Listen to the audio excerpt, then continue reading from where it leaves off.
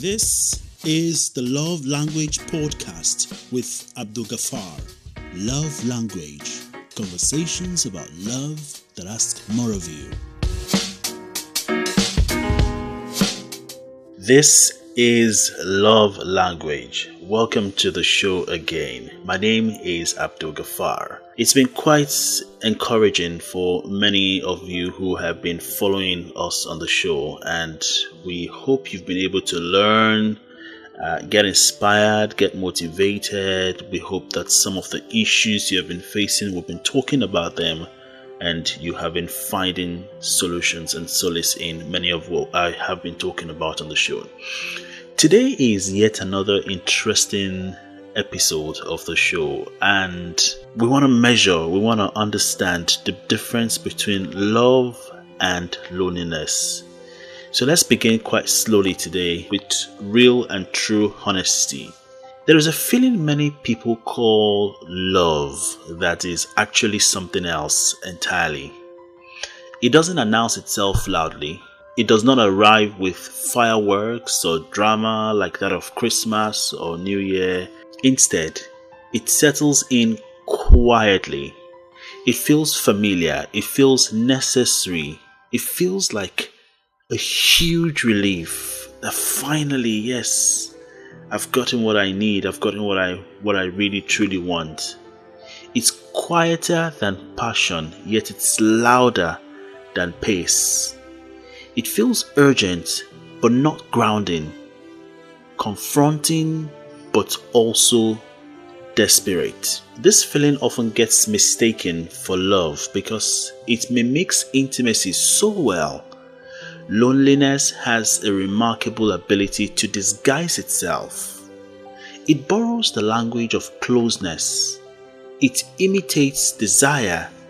It convinces you that attachment is the same as connection. That presence alone is a proof of meaning. And because loneliness is painful, the mind rushes to relieve it. Sometimes it does so by choosing the nearest available person rather than the most compatible one. Just someone very close, someone available. It's like someone who wants to get into a marriage. You've been trying to find someone, you haven't found either someone you're compatible with or someone who the love is reciprocal. I hope you understand what I'm talking about. Or the same thing as a relationship. You've been looking forward to someone asking you out, or you've been asking a couple of ladies out and no one seemed to want to accept you. And finally, someone says yes, or you finally found someone that comes around and you say yes to him just because you've been feeling quite lonely. A couple of your friends have been in relationships, but you haven't gotten into one. It's because your mind has rushed just to relieve that loneliness. So sometimes it chooses someone who fills the silence, and that's what you just have done in that case now. It answers the messages quickly or simply stays. Not because they truly meet you, but because they make the emptiness that you have been experiencing less obvious. So let me ask you something gently. Have you ever missed someone? Not because they were, but because of how empty you feel without them. Have you ever longed for a person when what you truly were longing for was really distraction from yourself? Have you ever stayed in a relationship because it filled time, space, silence, and loneliness, even though it quietly drained your spirit, but you just couldn't leave that relationship because you were going to go back to feeling empty, you were going to go back to feeling lonely? Many people say they fear being unloved, but beneath that fear often lies something deeper and less spoken out. The fear of being alone with oneself. The fear of sitting alone in your room, in your corridor, in your veranda, in your living room, without another person validates your worth, your desirability, or your existence. Loneliness does not always feel like isolation. That is why it is so easily misunderstood. Now, sometimes it feels like urgency, the need to text, call, or see someone immediately. You know how that feels. Sometimes it feels like settling, convincing yourself that this is enough when something inside you feels unsatisfied. Sometimes it feels like attachment that grows too quickly before trust, understanding, or compatibility have had time to form. So, get me very quickly. Loneliness can feel like intensity. It can feel like need. It can even feel like devotion. And that is what I really want to talk to you consistently about in this episode. Because when loneliness is mistaken for love, relationships become coping mechanisms. They soothe you temporarily, but they also slowly hollow you out. You stay connected, yet disconnected from yourself. You are accompanied, yet emotionally unseen. So take a pause. What are you really seeking when you say you want love? Is it connection or escape? Is it intimacy or relief? Is it partnership or fear of sitting alone with your own thoughts? These conversations are not here to judge your answers. So whatever answer you feel or you select, at least you know for yourself that this is what it truly is. It is here to help you to recognize what these conversations or what these answers are. Because knowing the difference between love and loneliness can change the way you choose, the way you stay, the way you finally learn to be at home with yourself. Let me tell you a story.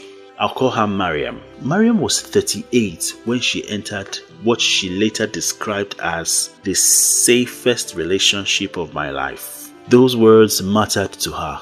Safety was not something she associated easily with love. In her past relationships, love had been unpredictable. Intense beginnings, emotional highs, followed by confusion, withdrawal, and disappointment. So when this relationship did not start with fireworks, she took that as a good sign. There was no instant chemistry, no overwhelming attraction, no anxious excitement that keeps you awake at night. You know all those feelings.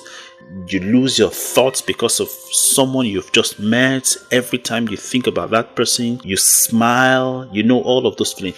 Those things were not there. What she felt instead was relief. He was available. He was consistent. He called when he said he would. He showed up. And after years of emotional unpredictability, that consistency felt profound.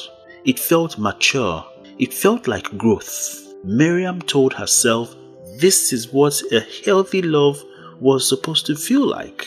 Calm, steady, uncomplicated, no drama. At that time, Miriam was vulnerable in ways she did not fully acknowledge. She had just come out of a difficult period in her life. The carer felt unstable. Friendships that once sustained her had slowly drifted. Evenings stretched long and quiet. She spent more time alone than she wanted to admit. So when he arrived, he filled the space. He filled the time. He filled the silence. And they were always together. They spoke every day, sometimes not about anything important, just updates, routines, shared complaints. You understand all of those things you go through at work, how your day went, and all of that. They planned weekends early.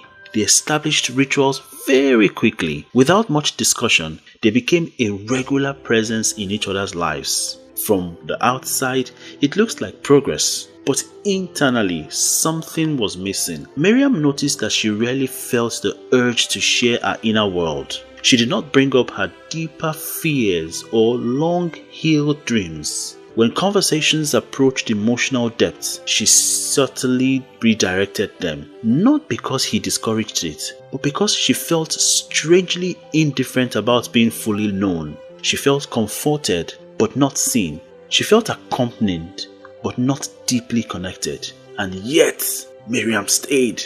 Why? Because leaving would have meant confronting the loneliness she had worked so hard to escape. Ending the relationship would have returned her to quiet evenings, empty rooms, and uncomfortable tasks of sitting alone with herself. She once said something that stayed Very, very interesting. She said she was not afraid of losing him. She was afraid of going back to her empty flat. That sentence revealed more than any analysis could. So ask yourself honestly, have you ever stayed in a relationship because the alternative felt worse than the relationship itself? Have you ever confused stability with intimacy? Have you ever chosen companionship not because it nourished you, but because it distracted you? Miriam did not lack intelligence. She did not lack self-awareness. What she lacked was emotional distinction. And that distinction between love and loneliness is something many people, including you listening to me right now, are never thought to recognize. So let's slow down and speak honestly. Loneliness is not absence of people. It is the absence of emotional connection. Sometimes, even with relationships, love, by contrast, expands itself. Loneliness contracts it. So let me tell you about 3 psychological markers that will help you distinguish them. Number 1, love is spacious. Loneliness is urgent. Love allows you to breathe. Loneliness demands immediate relief. If being alone feels unbearable, attachment can become coping strategy rather than a choice. So you need to ask yourself, do you want this person or do you want not to be alone? Number 2, love invites truth no matter how hard or difficult that truth is. But you see, loneliness, it tolerates silence. In love, honesty feels necessary even when uncomfortable. In loneliness, silence feels safer than risk. You begin to edit yourself to keep a company. And then number 3, love energizes. Loneliness sedates. Love leaves you clearer, not smaller. Loneliness soothes anxiety while quietly dulling joy. Attachment theory explains this very well, and in my next episode I'll talk so much more about attachment theories. When emotional needs are inconsistently met earlier in life, companionship becomes regulation. The relationship calms the nervous system but does not nourish the soul. That is not intimacy. That is emotional anesthesia. Not every relationship that feels safe is loving. Some are simply less lonely. And that brings me to today's very hard question that I want to ask you. How do you know if you are staying in a relationship because you love someone or because you fear being alone? I hope you're processing it gradually. And I'll tell you, it's a question many people feel but rarely articulate. Often, it emerges quietly in moments of stillness, late at night, during arguments that go nowhere, or in the uneasy silence after a conversation that should have felt connecting but did not. The answer is not found in feelings alone. Feelings are powerful, but they are not always precise. They can be shaped by fear, habits, longing, and exhaustion. Loneliness, in particular, has a way of disguising itself as attachment. It creates urgency.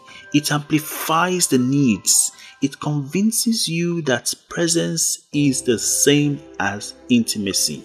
So instead of asking, how do you feel about this person? Ask yourself questions that reveal impact rather than emotions. Ask them slowly. Sit them honestly. Do you feel more like yourself or less since being with them? Not more relaxed or more distracted, but more you. Do you feel freer to express your thoughts, values, honor, humor, and vulnerabilities? Or do you find yourself editing, shrinking, or withholding parts of who you are to keep the relationship stable? Loneliness has a subtle effect on standards. It lowers them quietly. It reframes tolerance as maturity and endurance as commitment.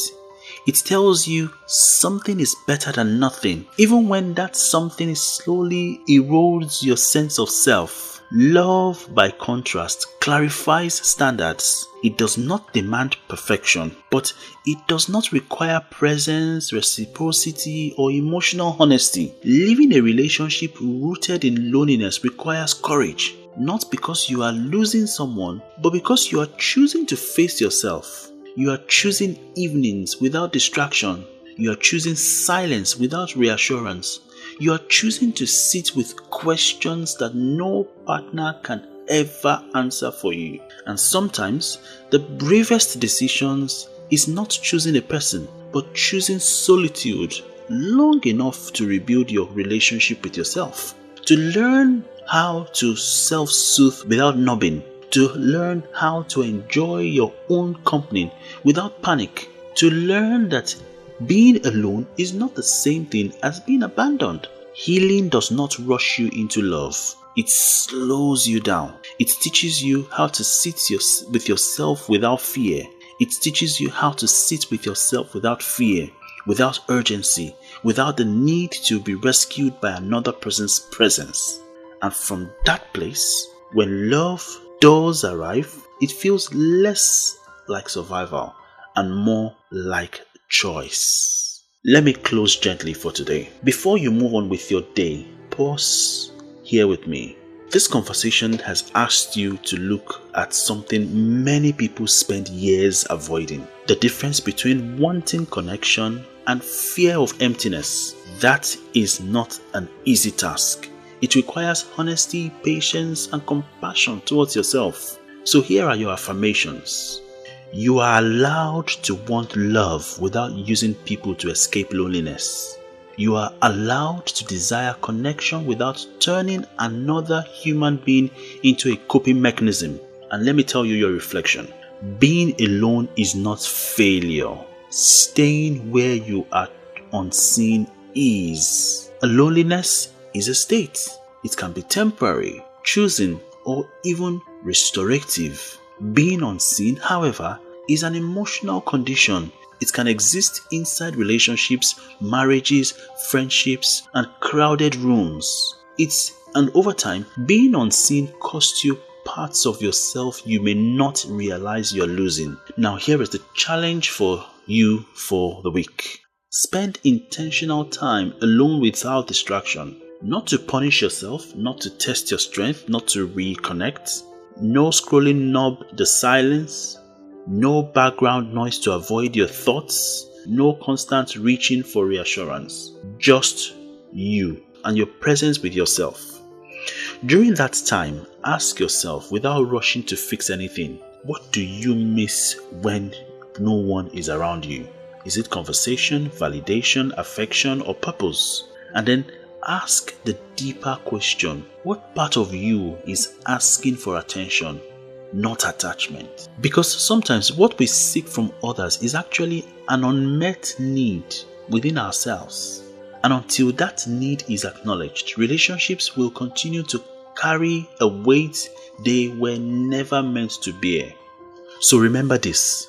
The difference between love and loneliness is not simply who is beside you. It is whether you can still recognize yourself when there is no one around you. Love should expand you, not replace you. Love should meet you, not rescue you. It should feel like connection, not escape. So going forward, be patient with your becoming. Do not rush yourself into conclusions or decisions. Give yourself the same understanding you so easily offer others. My name is Abdulgafar Arikeuyo. Remember to be kind with your hearts and kind to the parts of you that are still learning the difference between love and loneliness. Thank you for listening to the Love Language Podcast with Abdulgafar. For more inquiries, questions, or if you'd like to have a personal conversation, please send an email to coolgaffimedia@gmail.com. That's COOLGAFFI media@gmail.com. Love Language. Conversations about love that ask more of you.